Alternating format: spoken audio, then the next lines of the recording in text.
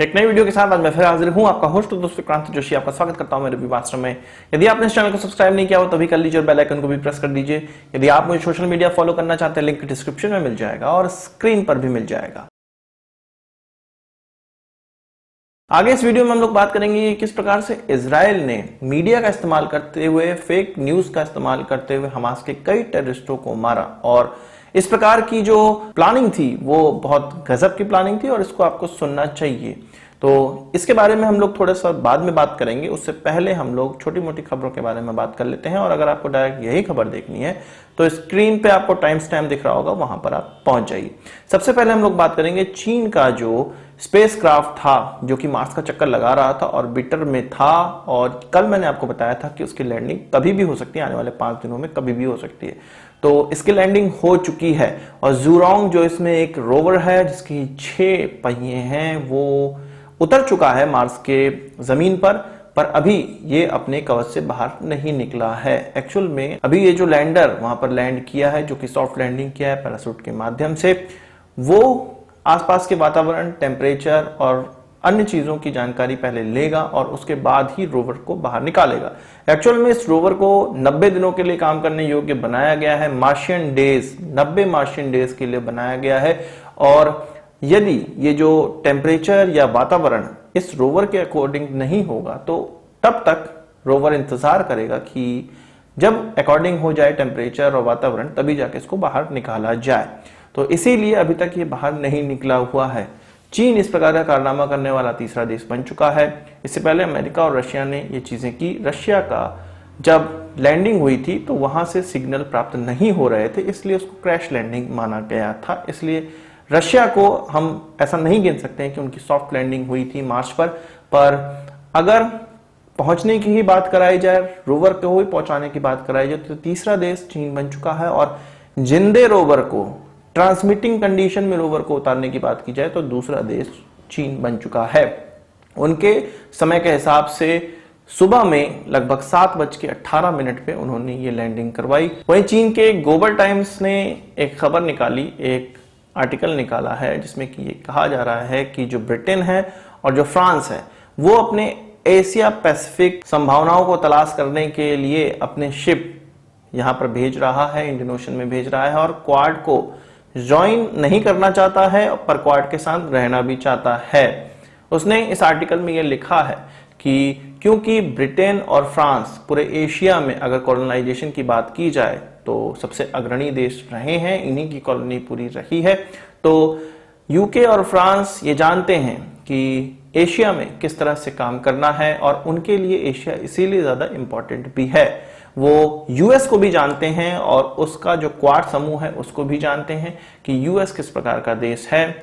US का जो प्रयास है वो नाटो के देश और एशियन देशों को साथ में लाने का है। ग्लोबल टाइम्स ये मानता है अगर ब्रिटेन और फ्रांस दोनों साथ में क्वाड को ज्वाइन कर लेते हैं तो क्वाड बहुत ज्यादा मजबूत हो जाने वाला है। पर वो साथ में ये भी कहता है कि वो ज्वाइन नहीं करना चाहते हैं या नहीं करेंगे।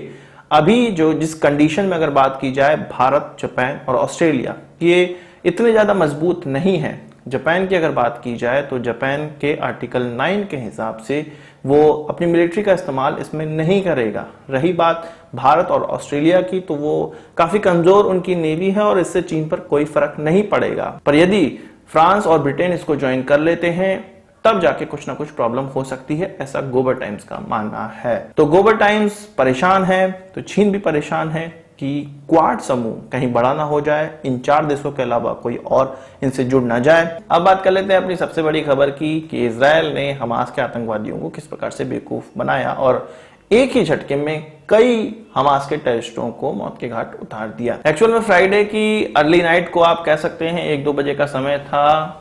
इजराइल के सैन्य अधिकारियों ने एक खबर उड़ा दी कि गाजा पट्टी पर लैंड इन्वेजन होने वाला है, लैंड इंट्रूजन होने वाला है और पूरे गाजा पट्टी पे अब इजराइल कब्जा करने के लिए तैयार हो चुका है, बॉर्डर पर पहुंच चुका है। और इस चीज का ही डर हमास को हमेशा से लगा रहता है और सभी लोगों को लगा रहता है। इसकी रिपोर्टिंग कई मीडिया आउटलेट्स ने की, ये खबर हमास तक पहुंची। फिर उसके बाद इजराइल के अधिकारियों ने कहा कि ये फेक खबर है, इस पर ध्यान न दें। कुछ ही घंटों बाद, अभी तक कोई भी इन्वेजन स्टार्ट नहीं हुआ था।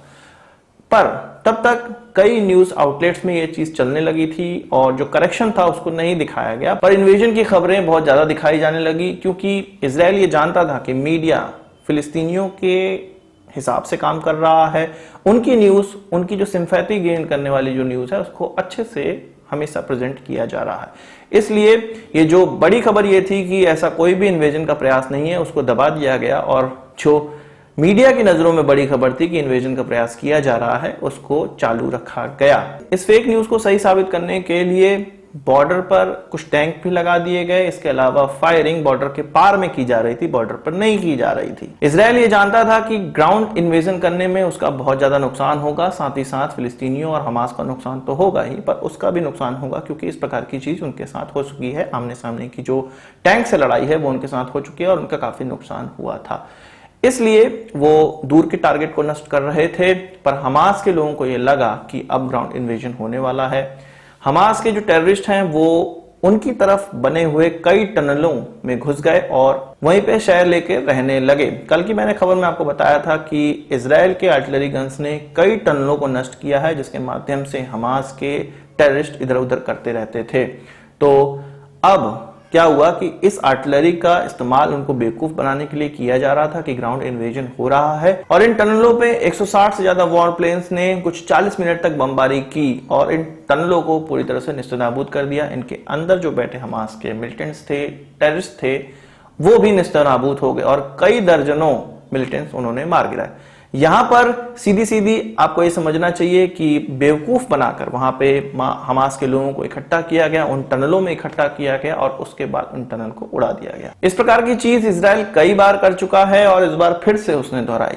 ये चीज सीखने वाली है, ये टैक्टिक सीखने वाली है। कई बार हम लोग भी अपनी मीडिया में इस प्रकार की खबरें सुनते हैं जिनको बाहर नहीं आना चाहिए। हो सकता है कि ये मीडिया टैक्टिक्स का इस्तेमाल हमारी सेनाएं भी करती हों, पर हमें ये लगता है कि ये खबरें बाहर कैसे आ गई। इसके अलावा अगर बात की जाए इजराइल और हमास और फिलिस्तीन कॉन्फ्लिक्ट की, तो ये अब वेस्ट बैंक तक बढ़ गया है। वेस्ट बैंक में कई प्रदर्शनकारियों ने प्रदर्शन करना स्टार्ट कर दिया। मजबूरी में इजराइल को गोली चलानी पड़ी। 11 से ज्यादा लोग वहां पे मारे गए हैं।